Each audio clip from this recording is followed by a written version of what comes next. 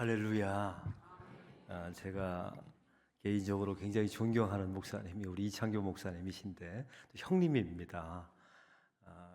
여러분의 교회 또 목사님 교회에 찾아와서 말씀을 전한다는 것 자체가 저에게 영광입니다.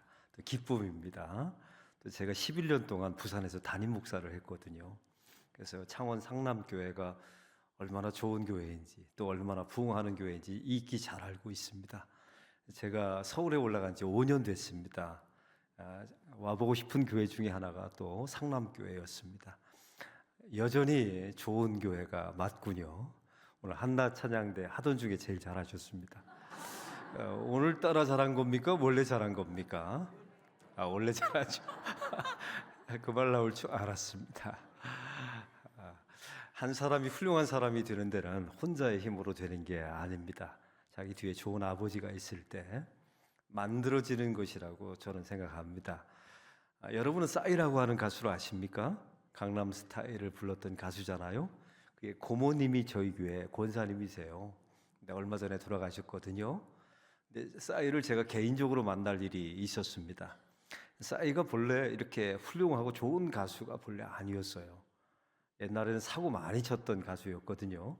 대마초 사건 때문에 감옥에 갇힌 적도 있었습니다. 근데 그의 부모님이 함경도 분이셨대요. 면회를 갔는데 어머니는 그랬더랍니다. 야 이놈아, 내가 너 사고 칠 줄 알았다.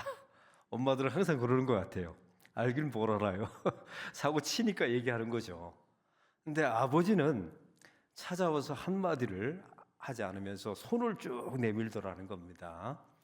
뭘 하자는 겁니까? 감옥에 갇혀 있는 아들하고 악수를 하자는 거예요.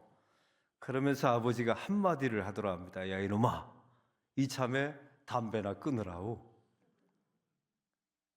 새 창살 너머로 들어온 아버지의 손을 싸이가 꽉 잡았답니다. 싸이의 이야기예요.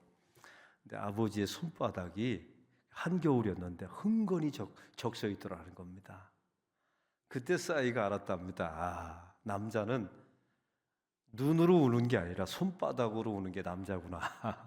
그때 싸이가 결정을 했답니다. 다시는 이 남자를 부끄럽게 하지 말아야지. 다시는 이 남자의 손바닥에 눈물 나게 하지 말아야지. 그 남자가 누구예요? 아버지였던 겁니다. 그래서 오늘의 싸이가 되었노라라는 이야기를 제가 직접 전해들은 경험이 있습니다. 혼자의 힘으로 좋은 가수가 된 게 아니란 말이죠. 여러분 하일성 씨라고 하는 야구 해설가를 아십니까? 이분이 얼마 전에 돌아가셨어요. 근데 이분이 젊었을 때 별명이 개차반이었다 합니다. 어떻게 살았는지 그 인생을 아시겠죠? 개차반. 근데 이 하일성 씨의 부모님이 투스타 장군이었어요. 그러니까 옛날 생각해 보세요. 투스타 장군의 아들들은 아버지가 군대를 빼줬습니다. 근데 하일성 씨도 이제 기대하게 된 거죠. 내 아버지가 투스타 장군이니까 나 정도 하나는 군대 빼주겠지. 이런 기대를 가지고 있었는데 집에 어느 날 가봤더니 징집장에 날라와 있더라 합니다. 누가 보낼게요? 아버지가 보낸 겁니다. 왜요? 사람 만들려고. 근데 그 징집장을 딱 열어보는 순간에 하일성 씨가 그분의 이야기 또 직접 들은 얘기입니다. 기절하는 줄 알았답니다. 이게 어느 군대로 착출하는 징집장이었냐면 베트남 전쟁에 징집하는 징집장이었답니다.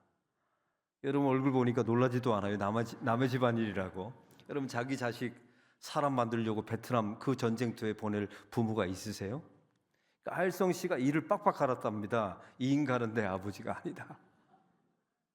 그리고 이제 머리를 빡빡 깎고 용산에서 기차를 타게 된 거예요. 왜? 부산까지 기차를 쭉 타고 가서 거기서 배를 타고 베트남으로 넘어가야 되잖아요. 근데 자기 기차에 아버지가 사율단장으로 올라오더라 합니다. 그러면 그렇지. 겁주다가 빼주겠지. 근데 저 열차 끝에서 부관을 통해서 하일성 아들을 부르더라 합니다. 갔죠. 아버지가 노란 봉투 하나를 주더라 합니다. 아들아, 이 봉투 안에는 200달러가 들어있다. 그 당시에 큰 돈이었어요. 네가 만일 베트콩한테 포로가 되거들랑 이 봉투를 주고 살아 돌아야만 된다. 이 애비가 기도하면서 너를 기다리마 하고 아버지가 봉투를 주고 돌아섰는데 어깨가 들썩들썩 하도록 합니다. 아버지가 뭐 하고 있는 거예요? 울고 있는 겁니다. 그때 할성 씨의 고백입니다. 내 모든 아버지에 대한 분노가 다 싸그러지고 내가 이 남자를 위해서 살아 돌아와야지. 다시는 이 남자를 부끄럽게 하지 말아야지. 다시는 이 남자의 눈에 눈물 나게 하지 말아야지. 그때 결심했답니다. 그래서 오늘의 할성 씨가 되었대요. 야구 해설가. 그러니까 혼자의 힘으로 좋은 사람이 되는 건 아닌가 봅니다. 뒤에 좋은 아버지가 있을 때 만들어지는 거예요. 사람도 마찬가지입니다. 에덴 동산에서 하나님께서 아담과 하와를 지으셨죠. 우리 상남교인들에게 제가 묻습니다. 아담과 하와는 하나님을 뭐라고 불렀을 것 같습니까? 성경 찾아보지 마세요. 안 나와 있어요. 아버지라고 불렀을 겁니다.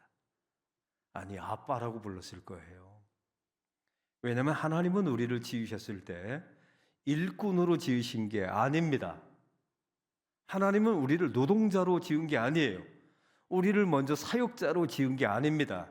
하나님은 우리를 자녀로 지으셨어요. 할렐루야.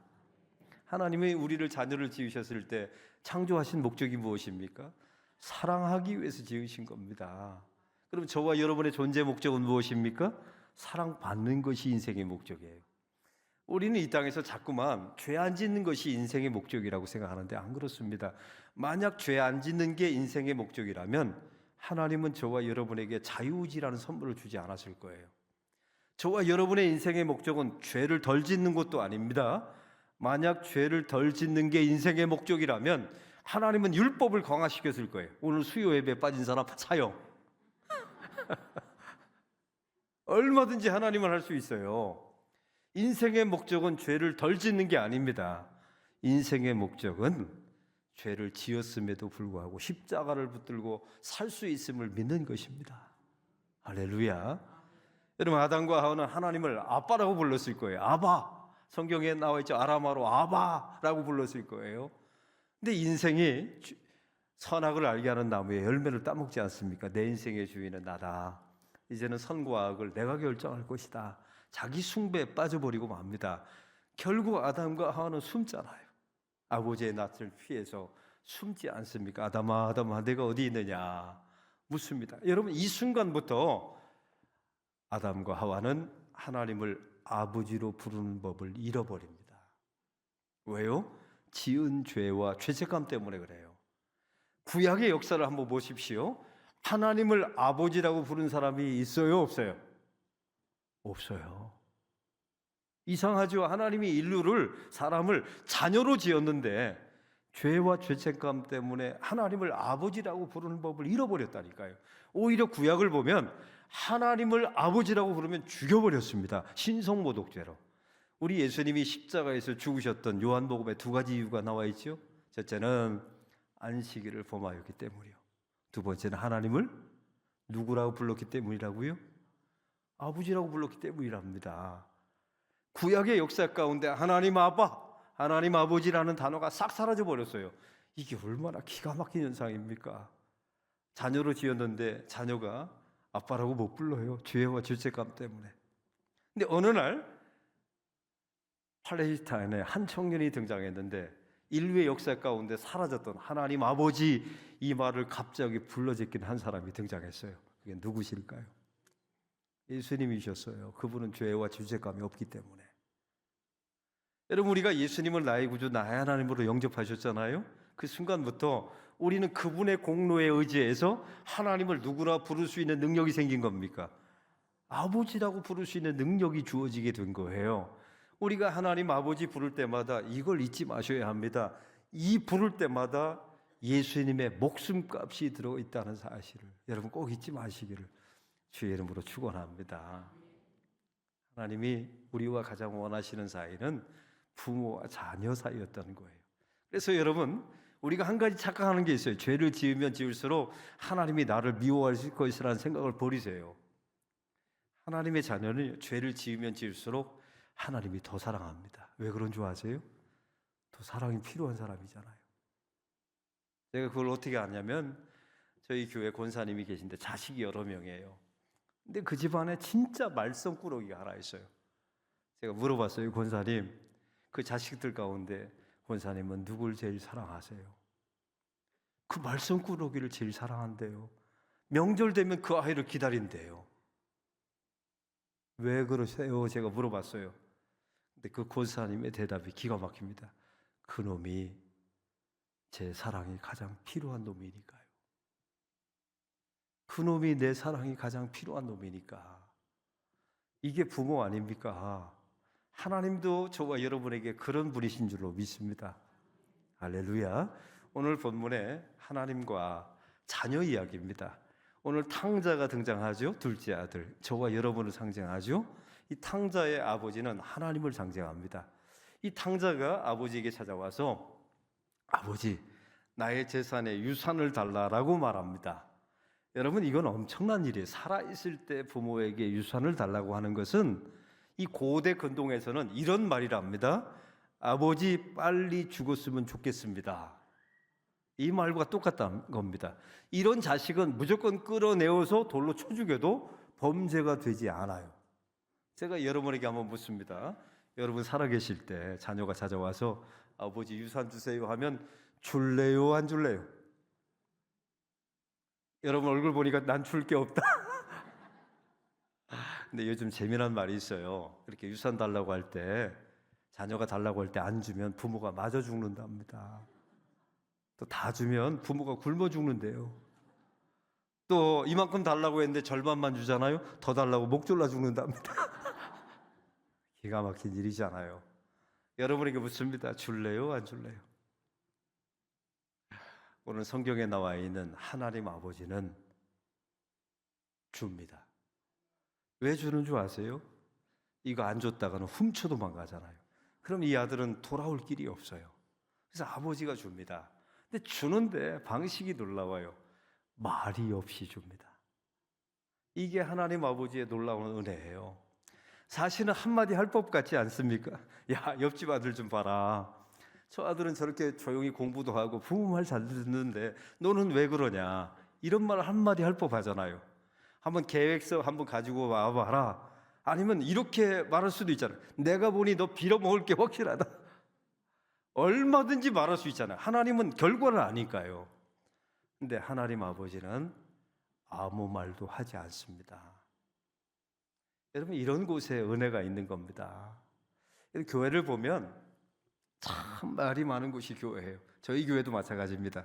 제가 무학교회를 부임했는데 교인이 많잖아요. 맨날 저한테 와서 목사님 상처받았습니다. 상처받았습니다. 이게 노래예요. 나 상처받았네. 너 상처받았네. 우리 상처받았네. 이 노래만 부르고 계시더라고요. 그래서 제가 바꿨어요. 이게 다 말로 상처를 받더라고요. 말이 많아요. 그때 제가 말했습니다. 앞으로 우리 교회에는 상처받았다는 말을 하지 말자. 그럼 뭐라고 말해야 합니까? 묻더라고요. 한번 따라해 봅시다. 따라해 보세요. 나 부상당했다. 멋지지 않아요, 여러분? 하나님의 일 하다가 부상당한 거지 뭘 상처받은 겁니까? 참 놀라운 건 교인들끼리 싸우면요, 이게 끝이 없어요. 천국 갈 때까지 싸운대요. 왜 싸우는가 봤더니 날마다 기도하면서 세임받아 싸우기 때문에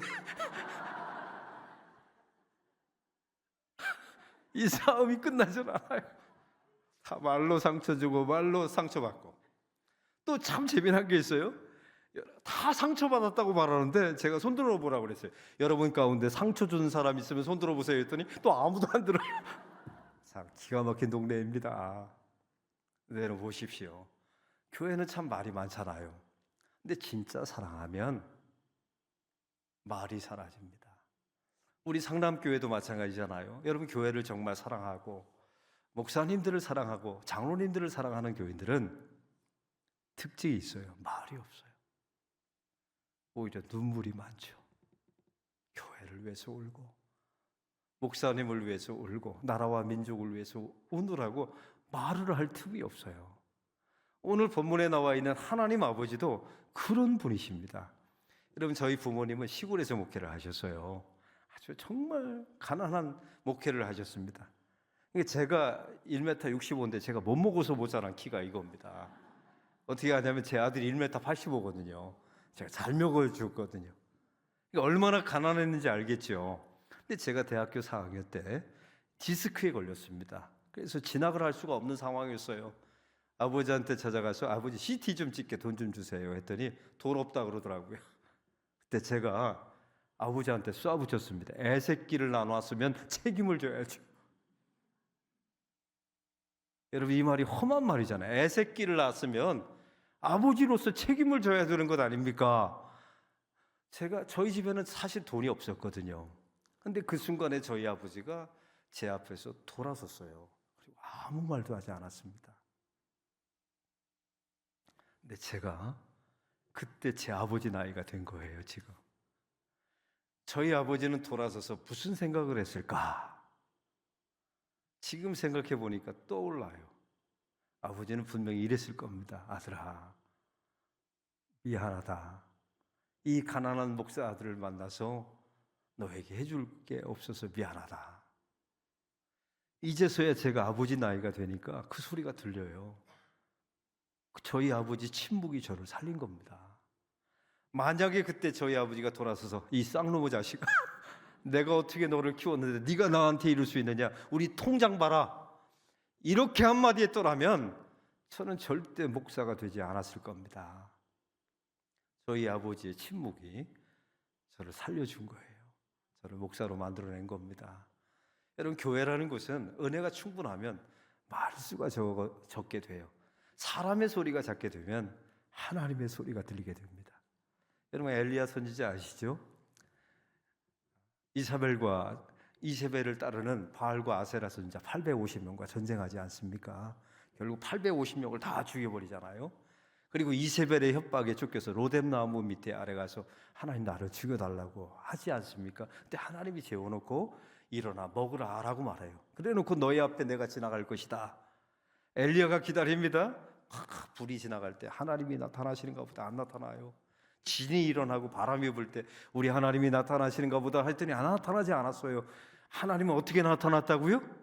세미한 음성으로 나타납니다. 여러분, 세미한 음성의 원어가 뭔지 아세요? 하나님이 돌 쪼는 소리예요. 이게 원문의 뜻이에요. 하나님의 말씀, 세미한 말씀으로 엘리야에게 임한 겁니다. 이 하나님의 음성은 사람의 소리가 시끄러우면 들리지 않아요.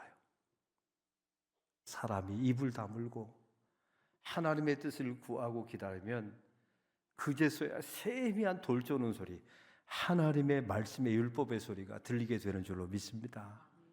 그래서 여러분의 교회에 하나님 아버지의 은혜가 충만하면 사람의 소리는 줄어들고 세미한 돌 쪼는 소리, 하나님의 소리가 크게 들리는 여러분의 교회가 될 줄로 믿습니다. 오늘 본문의 이 탕자의 아버지가 이제 드디어 보냅니다. 여러분, 탕자는 한 가지 속성이 있어요. 집 밖에 나가면 나는 자유다. 이게 이 탕자의 꿈이에요. 여러분, 한번 제가 여쭤봅니다. 여러분, 앞으로 예수 안 믿을 계획이 있는 분 손 들어보세요. 나 예수 믿는 거 지쳤다. 여러분, 참 놀라운 사실은요, 탕자가 집 밖에 나간다고 할 때 아버지가 이걸 붙들질 않아요. 인간은 묶고 키울 수 있는 게 아니거든요. 또 한 가지, 집 밖에 나가면 뭐다? 여러분 겪어봤잖아요. 집 밖에 나가본 분들 대답해 보세요. 집 밖에 나가면 개고생이다. 이거 우리는 알잖아요. 근데 이건 가르쳐서 되는 게 아니에요. 집 밖에 나가면 개고생이니까 나가지 말라, 이래서 되는 게 아닙니다. 나가봐야 되는 거예요. 나가봐야. 하나님 아버지의 은혜는요, 우리를 묶어서 키우지 않습니다. 항상 자유라는 선물을 주세요. 이 자리에 있는 우리 상남의 우리 교우들, 여러분 수요 예배 누가 압박해서 오셨나요? 출석 부칙으로 오셨어요? 누구 무서워서 오셨습니까? 그렇다면 그 사람은 노예입니다. 하나님은 우리에게 하나님 아버지의 은혜를 주실 때 자유자로 부르신 거예요. 할렐루야. 우리는 자유자입니다. 노예가 아니에요. 얘는 누구와 경쟁해서 온 게 아닙니다. 누가 나에게 보상해 주기 때문에 온 게 아니에요. 누구 눈치 보기 위해서 온 게 아닙니다. 나는 자유자입니다. 하나님은 그런 성도를 원하시는 거예요. 여러분, 우리 중직자 또한 사역자도 마찬가지입니다. 제가 우리 교회에서 항상 하는 말이 있어요. 한번 따라해 봅시다. 메뚜기도 한철이다. 메뚜기도 한철에. 여러분, 평생 쓰임 받는 게 아닙니다. 쓰임 받을 때가 감사한 거예요. 우린 자유자, 이건 영광이요 특권입니다. 의무라고 생각하시면 안 돼요. 이건 억압이 아닙니다.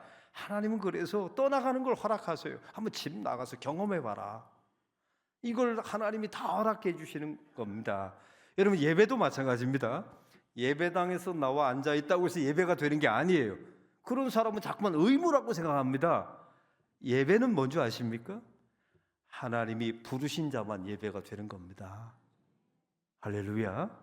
예배는 하는 게 아니라 되어지는 거예요. 구원받은 자만 되어지는 겁니다. 그래서 예배는 영광이요 특권인 겁니다. 자유자의 영광이 특권이에요. 여러분, 기도도 마찬가지입니다. 기도를 우리는 뭐라고 말합니까? 호흡이라고 그러잖아요. 그럼 호흡은 누구만 할 수 있어요? 살아있는 자만, 구원받은 자만 할 수 있는 겁니다. 죽은 사람에게 숨 쉬어 말하고 말해봤자 소용없어요. 숨 못 쉬어요. 여러분, 그래서 기도한다는 것도 기도하는 게 아니라 되어지는 겁니다. 그러므로 이건 영광이요 특권입니다. 할렐루야. 이걸 누리는 저와 여러분이 꼭 되기를 바랍니다. 이런 탕자에게 자유를 줬어요. 집 밖에 나가죠. 화랑방탕해서 친구 떠나고 돈 다 떠나갑니다. 여러분에게 묻습니다. 사람이 인생이 재미있을 때는 하나님이 생각나요? 생각 안 나요? 안 납니다. 여러분, 언제 예수 믿었는지 생각나면 알잖아요. 여러분, 인생 잘 나갈 때 예수 믿었어요? 꼬라박혔을 때 예수 믿었어요? 왜 대답을 안 하세요? 인생 꼬라박혔을 때 예수 믿었잖아요. 여러분, 몸이 건강했을 때 신앙이 좋았어요? 아플 때 신앙이 좋았어요? 그래요. 여러분, 사람이 그래요. 친구 떠나고 돈 떠나고 다 떠난 후에 사람은 그제서야 하나님이 있다는 사실을 기억할까요? 아닙니다. 사람이 그렇게 나이브한 존재가 아니에요. 주업 열매가 떠올라요. 순간적으로 이 고통을 모면할 것을 찾습니다. 그 주업 열매를 먹다가 고통의 저 밑바닥에 가라앉을 때 그제서야 나에게 아버지가 있다는 사실을 떠오를까요? 아닙니다. 착각하시면 안 돼요. 그러면 암에 걸린 사람은 다 예수 믿게요?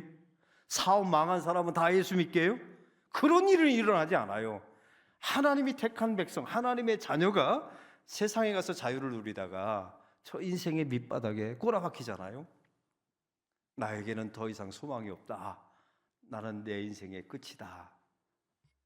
그때 하나님이 찾아가십니다. 내가 하나님을 찾은 게 아니에요. 여러분, 착각하시면 안 됩니다. 내가 하나님을 구한 게 아니에요. 내 안에 하나님에 대한 갈망이 생긴 게 아닙니다.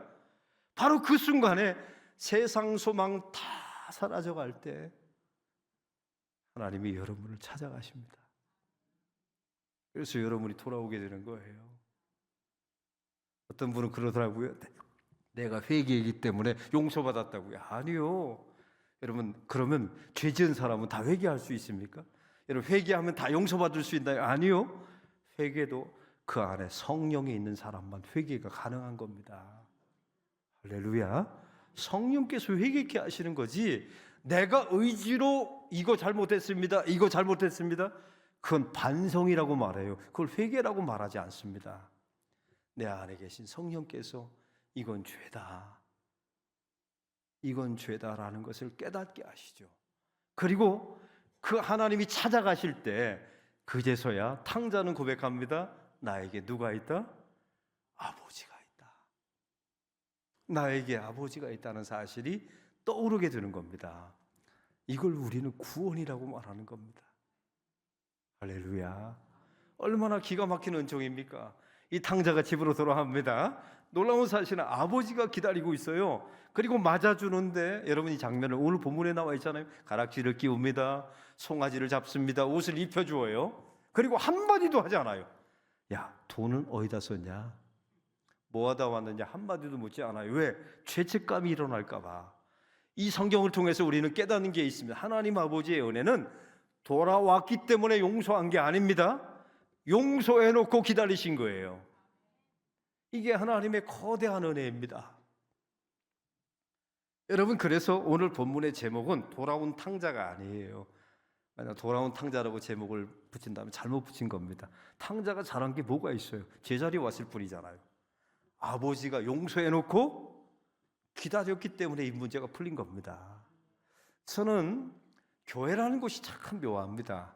교회를 크게 지어놓으면 영혼이 채워질 것 같습니까? 아닙니다. 이 하나님 아버지의 큰 은혜, 용서해놓고 기다리는 이 큰 그릇이 될 때 하나님께서 여러분의 교회에 영혼을 채워주실 줄로 믿습니다. 그래서 그릇을 키워야 돼요. 은혜의 그릇을 말이죠. 제가 부산 안락교에서 담임 목사 할 때 한 교인이 저한테 문자가 왔어요. 목사님, 이게 서리 집사인데요. 목사님, 담배 피우면 지옥 갑니까? 문자가 왔더라고요. 제가 답글을 썼죠. 집사님, 요즘 담배가 안 끊어지나 봅니다. 하여튼 이걸 어떻게 아셨어요? 참 순진하죠. 근데 제 마음속에 이분은 참 너무나 착한 분이잖아요. 목사에게 이런 글을 썼으니 제가 일주일 동안 기도하면서 예수님이시라면 뭐라고 썼을까 기도하다가 제가 답글을 썼습니다. 일주일 만에. 분명히 예수님은 그렇게 말씀하셨을 것 같아요. 집사님, 담배 피운다고 절대 지옥 안 갑니다. 대신 천국은 아주 빨리 갑니다. 괄호 열고 폐암.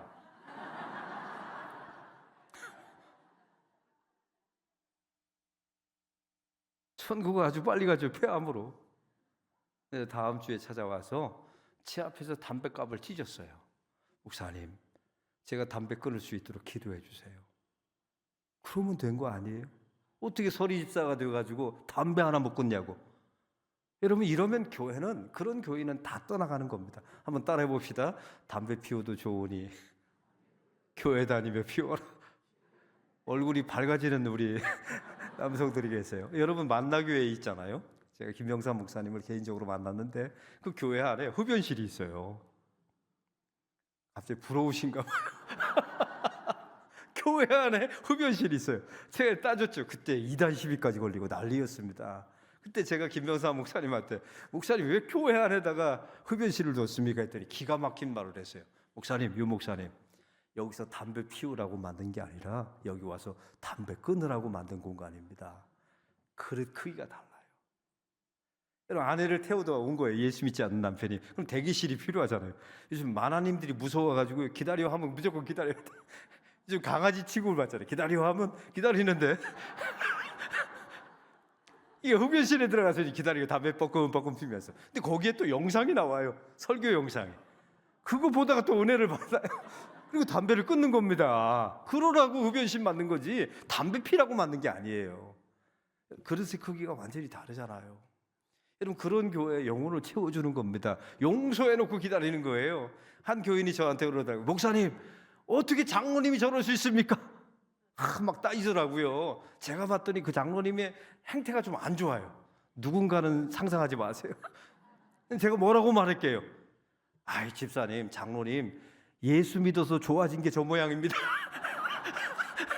저분 예수 안 믿었더라면 진짜 더 엉망일 뻔했습니다. 맞아요, 틀려요? 맞아요. 여러분, 예수 믿어서 좋아진 게 그 모양이에요. 예수 안 믿었더라면 진짜 큰일 날 뻔했죠. 여러분 보십시오. 교회라는 곳은 이런 곳입니다. 여러분, 박성우라는 개그맨 아십니까? 갸루상, 인간이 아니보니이다. 소망교회 교인이었어요. 제가 소망교회에서 부목사를 했거든요. 제가 그 아버지를 장례를 치렀는데 관심 있잖아요. 근데 이 박성우라는 친구가 TV는 사랑을 싣고라는 프로그램에 나왔어요. 옛날에 있었죠. 거기 가면 첫사랑도 찾고 선생님, 스승님도 찾는 프로그램이었잖아요. 근데 박성우 씨가 어떤 친구였냐면 어렸을 때 그렇게 떠들어가지고요, 반을 엉망으로 만든 아이였어요. 자기가 그러더라고요, 저한테. 그래서 방송국에서 섭외가 딱 왔는데, 여러분 가면 TV는 사랑을 싣고 해서 가면 초등학교를 가서 생활기록부란을 보게 되잖아요. 그러면 이게 큰일 난 겁니다. 이제 개망신 당하는 거예요. 이 아이 때문에 반이 망가졌다. 이게 써 있으면 이거 망신이잖아요. 두렵고 떨리는 마음으로 학교에 갔어요. 생활기록부를 딱 떨쳐보는데 이렇게 써 있는 겁니다. 담임 선생님이 박성호에 대해서 쓴 거예요. 이 아이는 특별히 입 근육이 발달한 아이.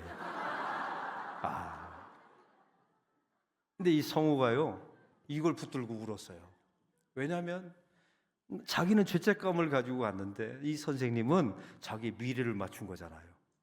우는 거예요, 고마워서. 근데 이게 성우가 장난기가 발동했어요. 자기 친구 걸 보여달라고 한 겁니다. 본래 보여주면 안 돼요. 이게 프라이버시가 있기 때문에. 근데 친구가 누구였냐면 남의 물건을 훔친 아이였어요. 도대체 이 아이는 뭐라고 써놨을까 궁금한 겁니다. 딱 떠들어보는 순간에 이렇게 써 있는 겁니다. 이 아이는 특별히, 항상 스페셜이라는 단어가 들어있어요. 특별히 남의 물건에 호기심이 많은 아이. 저는 그 프로그램을 보면서 하나님, 저도 저런 목사가 되게 해주세요. 여러분, 우리 상남교회는 그냥 부흥하는 게 아닙니다. 용서해놓고 기다리는 아버지의 큰 그릇이 있을 때 하나님이 채워주는 겁니다. 그러니까 붙들고 울잖아요. 왜? 선생님은 나를 다르게 봐줬다는 것 아닙니까? 오늘 이런 이야기하다 오늘 끝냈으면 좋겠어요. 부산에서 유명한 전설이 있어요. 저희 옆 교회에서 실제로 일어난 일입니다. 그 교회 안수 집사님 한 분이 계신데, 누군가 오래 통화를 하면 생맥주가 땡기는 거룩한 습관을 가지고 있는 안수 집사님이 계셨어요. 근데 이분이 그날따라 담임 목사님하고 교회 일 때문에 오래 통화를 한 겁니다. 그러니까 전화를 끊자마자 뭐가 떠올랐을까요? 생맥주가 생각나는데 얼마나 시켜 먹었는지 그 집에 단축 버튼이 있었던 거예요. 이걸 누르면 술집으로, 생맥주로 바로 연결되는 거예요. 전화를 끊자마자 단축 버튼을 눌러서 상대방이 전화를 받자마자 생맥주 2잔과 안주 뭐요? 이렇게 시켰는데, 이게 단축 버튼이 아니라 재발신을 눌러버린 겁니다. 이게 조금 전에 누구하고 통화했습니까? 담임 목사하고 통화했잖아요.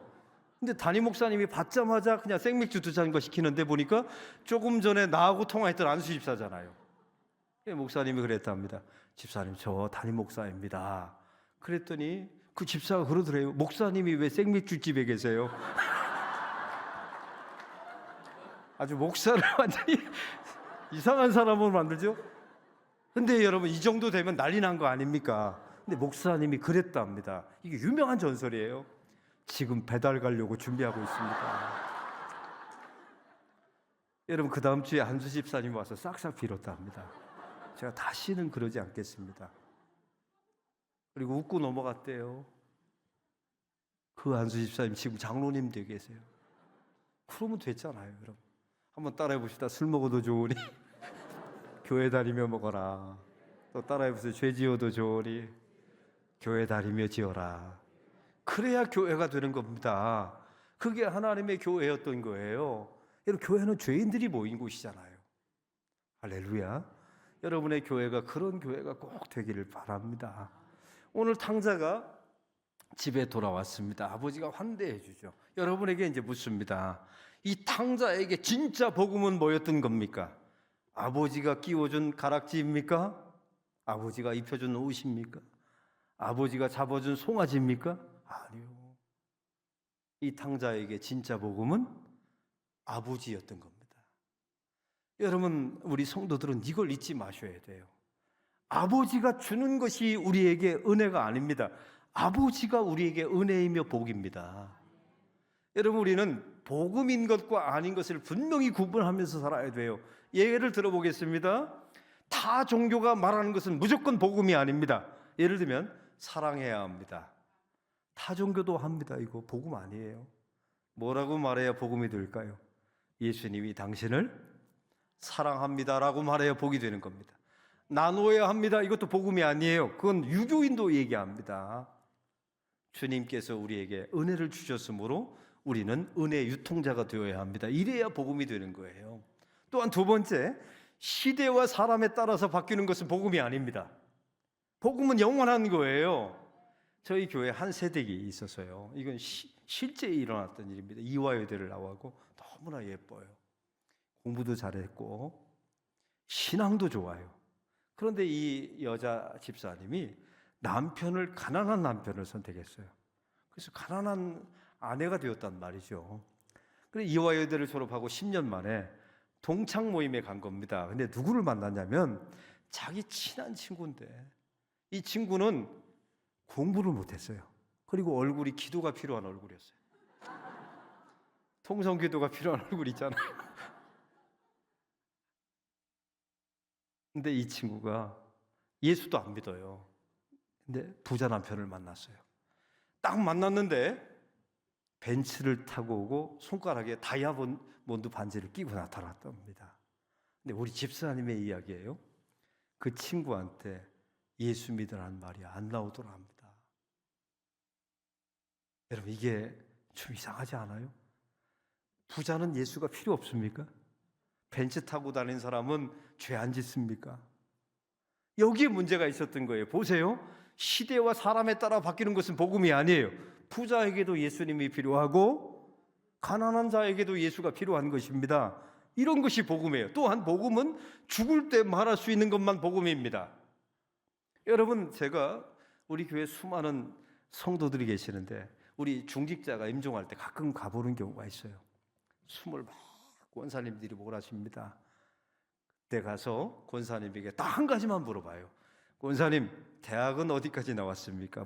물을까요? 그게 무슨 의미가 있어요? 죽어가는데. 권사님, 자식은 몇 명 나왔습니까? 이것도 의미가 없어요. 왜? 대신 죽어주는 자식은 한 명도 없잖아요. 돈은 얼마나 벌어왔습니까? 이것도 소용없어요. 못 가지고 가는데요. 단 한 가지만 묻습니다. 권사님, 권사라는 직분을 떼고 묻습니다. 당신은 예수님을 나의 구주, 나의 하나님으로 영접하셨습니까? 지금 죽어도 천국 갈 수 있다고 믿습니까? 이것만 물어요. 이게 복음입니다. 근데 요즘 권사님들은 안 죽어요. 또 이게 알부민 주사를 또 맞고 또 벌떡 또 살아나요. 요즘 평균 2번씩 임종 예배를 드립니다. 그래서 또 이번엔 목사님 진짜라고 와달래요. 그럼 제가 들어가면서 그러죠. 권사님, 지난번에 죽기로 약속했잖아요. 그럼 막 웃어요. 목사님, 이번엔 진짜입니다. 그 대신 한 가지 기도해 주세요. 고통 없이 죽도록 기도해 주세요. 하나님, 우리 권사님 고통 없이 죽게 해달라 합니다. 들어응답하옵소서. 이게 성도예요. 보십시오. 죽을 때 말할 수 있는 것이 복음이란 말입니다. 우리 하나님 아버지가 이 탕자에게는 복음입니다. 여러분 인생에 가장 중요한 복음은 여러분에게 이미 다 주셨어요. 하나님 아버지, 여러분에게 주어진 줄로 믿습니다. 여러분, 탕자가 돌아왔지 않습니까? 그 탕자와 아버지 사이는 어땠을까요? 여러분에게 묻습니다. 탕자가 그 다음에 집 나갔을까요? 왜 안 나갔을까요? 미쳤습니까? 왜 나갑니까? 개고생 해봤잖아요. 여러분 얼굴 보니까 나도 한번 집 밖에 나가봐야 되겠다. 그럴 필요 없어요. 여러분 얼굴을 보니까 다 써 있어요. 집 나갔다 들어왔음. 그래서 여러분 앞으로 예수 안 믿을 계획 없으시잖아요. 다 겪어보지 않았습니까? 그러면 오늘 말씀을 통해서 우리가 마지막 결론입니다. 이 아버지와 아들은 그 후에 어떻게 살았을까요? 아주 친밀하게 살았을 겁니다.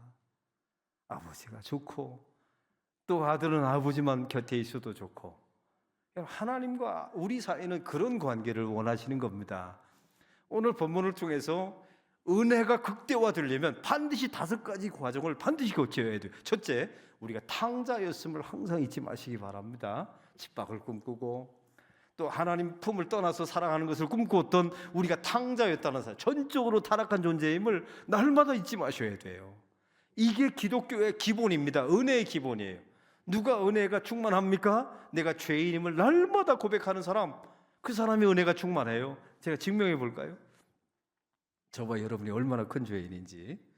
어린아이는 죄인입니까? 아닙니까? 죄인입니다. 어떻게 알 수 있냐면 아이가 태어나면서 첫 번째 하는 말이 뭐예요?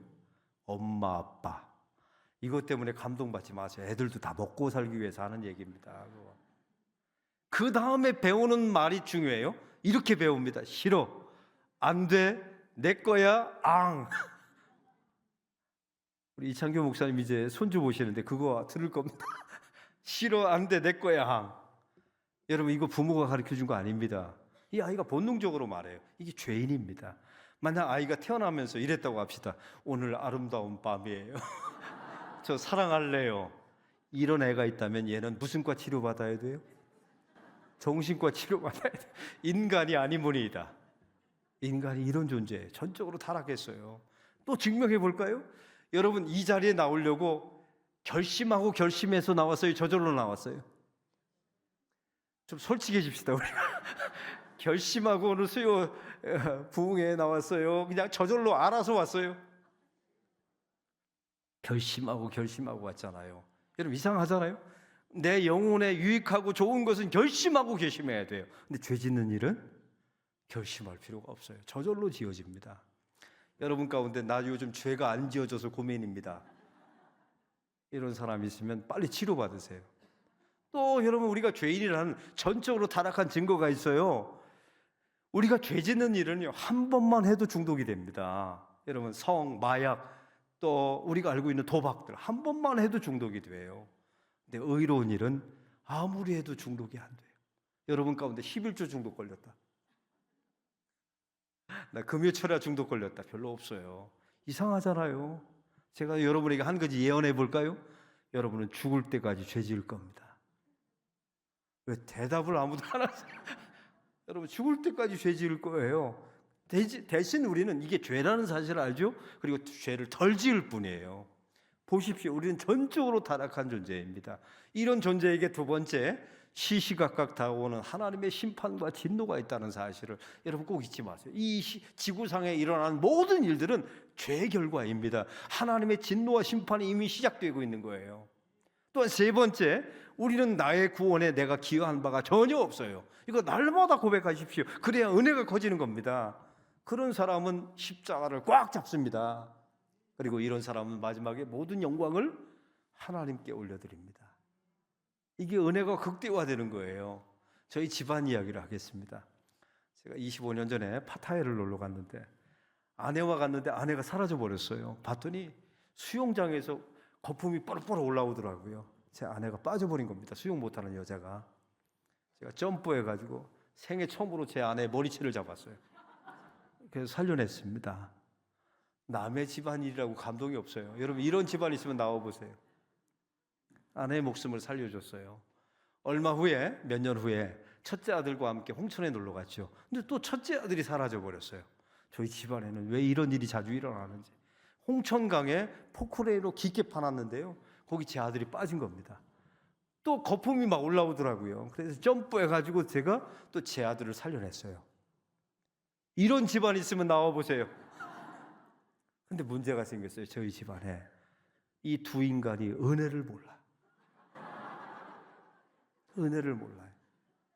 그 이유가 뭔지를 알았어요. 제가 엄청 후회합니다. 너무 빨리 꺼내줬어요. 저 밑바닥에 가라앉아서 나에게 소망이 없다, 이때 꺼내줬어야 은혜라는 게 뭔지 아는데, 이게 중간에 빠져들 때 꺼낸 거 제가 엄청 후회하고 있습니다. 또한 두 번째 이유를 알았어요. 만약에 제 아내와 아들을 꺼내주고 제가 죽었더라면 그 은혜를 잊을까요? 잊지 못할 겁니다. 그런데 이 어려운 일을 해내신 분이 계시잖아요. 그분은 십자가에 달리신 예수님이셨습니다. 여러분, 그래서 그 은혜를 잊어버리면 안 됩니다. 저는 제 아내를 꺼냈을 때 그때 충격을 잊지 못해요. 제 팔목을 딱 잡았는데 세상에 여자가 이렇게 힘이 센 줄 처음 알았어요. 제 팔뚝이 휘어지는 줄 알았습니다. 여러분에게 묻습니다. 십자가는 본래 그렇게 잡아야 되는 것 아닙니까? 우리 주님은 우리를 꺼내주고 그분이 대신 죽으셨잖아요. 우리가 주님을 잡았을 때 오직 예수님만, 말로만 하지 말고 우리가 잡을 때 그렇게 세게 온 힘을 다해서 이것은 내 목숨이다 라는 마음으로 잡아야 되는 것 아닙니까? 저희 교인들이 십자가를 걸고 자주 다녀요. 제가 항상 말해요. 권사님, 집사님, 십자가는 걸고 다니는 게 아니라 지고 다니는 겁니다. 했더니 십자가를 뒤로 확 돌리더라고. 참, 우리 교인들 재밌어요. 그래도 이쁘잖아요. 지려고 하니 십자가. 또 십자가는 꽉 잡고 사는 겁니다. 저희 교인들 임종 예배 가면 저희는 항상 나무 십자가를 깎아서 가지고 와요. 이거 잡고 마지막 고통을 이기라고요. 그러면 나중에 이제 돌아가시고 나서 가보면 영을 때 가면 기가 막힙니다. 얼마나 십자가를 세게 잡고 있는지 십자가를 잡고 있어요. 이걸 이제 풀어서 목에다 걸어주거든요. 저희 교회는. 참 기가 막힌 일이 벌어집니다. 손바닥을 쫙 펼치잖아요. 손바닥에 십자가 자국이 선명합니다. 저는 이걸 보면서 우리가 이 땅에 남기는 것은 이 십자가의 자국밖에 없다고 믿어요. 주님, 저는 아무런 공로 없습니다. 대신 이 십자가 자국의 공로를 의지하여 주님께 갑니다. 이게 성도입니다. 그런 길을 잘 걸어가시기를 바랍니다. 이러면 이 아버지와 탕자는 그 후에, 저는 성경에 나와 있지 않지만 굉장히 친밀하게 살았을 것 같아요. 하나님이 원하시는 건 여러분이 위대한 사역자가 되는 게 아니에요. 여러분이 놀라운 기적을 베푸는 건 아닙니다. 친밀하게 살아가요. 왜? 아버지니까, 아들이니까 말이죠. 여러분, 저는 목회 꿈이 하나 있어요. 제가 무학교에서 16년 담임을 하거든요. 제가 은퇴할 때 이 소리를 듣는다면 제 목회는 분명히 성공한 목회가 될 겁니다. 어떤 소리인 줄 아세요? 우리 담임 목사님은 비전센터를 크게 지었어. 아닙니다. 우리 목사님을 통해서 교회가 부흥했어. 아닙니다. 우리 목사님은 설교를 잘해. 아닙니다. 제가 목표한 게 한 가지 있어요. 이 탕자와 아버지를 통해서 제가 목회를 끝냈을 때 교인들이 이 말을 했다고 하면 저는 얼마나 좋을까 싶습니다. 그 말은, 우리 담임 목사님은 하나님과 참 친해 보였어. 우리 장로님은 하나님과 참 친해 보여. 여러분, 이 말 듣는다면 여러분의 생애는 성공한 겁니다. 여러분, 이런 사람들이 일도 잘해내요. 할렐루야. 여러분, 일 잘하는 거, 여러분보다 일 잘하는 사람은 천지백갈입니다. 부산 말로 천지백갈. 여러분 아니어도 얼마든지 일 잘하는 사람 많아요. 하나님은 우리를 일꾼으로 부르신 게 아닙니다. 그건 두 번째예요. 자녀로 보이셨어요. 친밀함을 원하시는 겁니다. 은혜가 충만하면 하나님과 친밀하게 되어 있습니다. 저희 아까 그 아버지 이야기를, 저희 아버지 이야기를 하겠습니다. 몇 년 전에 부산에서 목회할 때 제가 서로 올라가기 전에 갑자기 세브란스 병원에서 연락이 왔어요. 아버님이 위독하십니다. 혼수 상태에 빠져서 병원에 왔습니다. 빨리 와서 임종을 준비하십시오 해서 서울로 올라갔어요. 벌써 혼수 상태, 코마 상태에 빠져서 병원에 가셨더라고요. 근데 가자마자 의사가 그러는 겁니다. 아드님이 목사님이시죠? 그걸 어떻게 아셨어요? 했더니 당신 아버님이 코마 상태, 무의식 상태에서 들어오셨는데 계속 소리를 하더랍니다. 의사 양반, 간호사 양반, 우리 아들이 목사예요. 나를 부끄러워하는 줄 알았는데 내 뒤를 이어서 목사가 되었어요. 부산의 안락교회에서 목회를 잘하고 있어요. 내 아들이 목사가 되었어요. 나를 부끄러워하는 줄 알았는데 내 아들이 내 뒤를 이어서 목사가 되었어요. 이 말을 3시간 넘게 이야기하더라 합니다. 저희 아버지는 저에게 단 한 번도 그런 말을 하신 적이 없거든요. 근데 무의식 상태가 되니까 이 말을 3시간 내내 한 겁니다. 결국 저희 아버지는 알부민 주사를 맞고 또 살아나셨어요. 지금 얼마나 건강하게 저희 교회 출석하는지 몰라요. 제가 설교할 때마다 저 왼쪽에 앉아서 불꽃 같은 눈으로 저를 쳐다보세요. 근데 달라진 게 있어요. 아버지가 좋아요. 옛날에 저는 아빠라고 한 번도 못 불러봤어요. 그 아버지가 어려워서. 근데 그 아버지가 살아계신 게 좋고 또 제 교회에 다니고 있다는 게 너무 좋고 되게 친해졌어요. 제가 철들었죠. 우리 하나님 아버지도 그렇지 않을까요? 제가 얼마 전에 장례를 치렀는데요.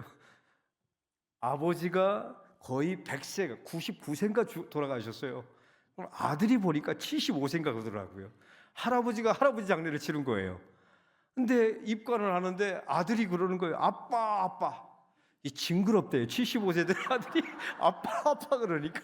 그래서 제가 그 안수집사를 붙들고 야, 무슨 그런 나이에 아빠 아닙니까 했더니 기가 막힌 말을 하시더라고요. 목사님, 아버지가 어려워서 저는 아빠라는 말을 한 번도 불러본 적이 없어요.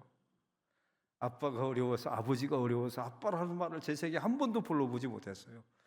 이제서야 불러봅니다. 은혜가 되대요. 은혜가 돼요. 여러분, 아버지가 돌아가시고 나서 철이 든 거죠. 이미 늦었지만 말이죠. 여러분, 성도도 마찬가지입니다. 하나님을 아버지라고 부르면서 살아가는 꼭 성도가 되기를 바랍니다. 여러분, 하나님의 일을 하다 보면 슬플 때도 있고 어려울 때도 있습니다. 여러분, 교회라는 곳은 항상 즐거운 일만 있는 게 아니에요. 눈물도 흘립니다. 근데 그때마다 하나님이 찾아오셔서 은혜로 우리에게 위로해 주시고 격려해 주십니다. 이런 성도의 인생과 가장 비슷한 동물이 무엇일까 생각해 보면 저는 낙타가 떠오릅니다. 이 몽골 사람 감독이 만든 낙타의 눈물이라고 하는 다큐멘터리가 있어요. 그거 한번 꼭 보세요. 이게 실화거든요. 여러분, 낙타라는 동물은 참 특이합니다. 여러분, 사막에서 짐을 나르는 도구 아닙니까? 성도와 참 비슷해요. 아침이 되면 주인 앞에 와서 무릎을 딱 꿇어요. 그러면 주인이 주인의 짐을 지웁니다. 낙타는 자기의 짐을 지지 않아요. 주인의 짐을 지고 하루 종일 이동합니다. 그리고 저녁이 되면 주인 앞에 와서 또 무릎을 꿇어요. 그러면 주인이 짐을 내려줍니다. 여러분, 성도의 인생과 비슷하잖아요. 근데 이 낙타는요, 한 가지 특징이 있어요. 자식을 낳을 때 난사를 합니다. 14개월 동안 애를 품는데, 오래 품죠. 인간은 10달인데 낙타는 14개월을 새끼를 품어요. 근데 새끼를 낳는데 낙타는 다리부터 나옵니다. 잘못 나오면 죽는 겁니다. 그러니까 낙타가 얼마나 고통스러운지 난산에 난산을 거쳐서 새끼를 낳아요. 그러면 어떤 일이 벌어진 줄 아세요? 그 다큐멘터리에 보니까 낙타가 새끼한테 칩을 뱉어요. 그리고 발로 찹니다. 왜요? 너 때문에 내가 죽을 뻔했다.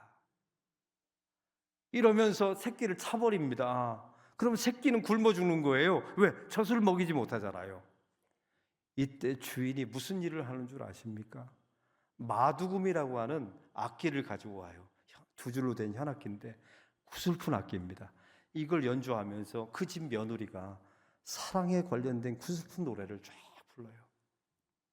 여러분, 그 낙타의 눈물이라는 다큐멘터리에 보니까 그 마두금 소리를 들으면서 그 집 며느리의 사랑 노래를 들으면 낙타가 눈물을 쭉 흘려요.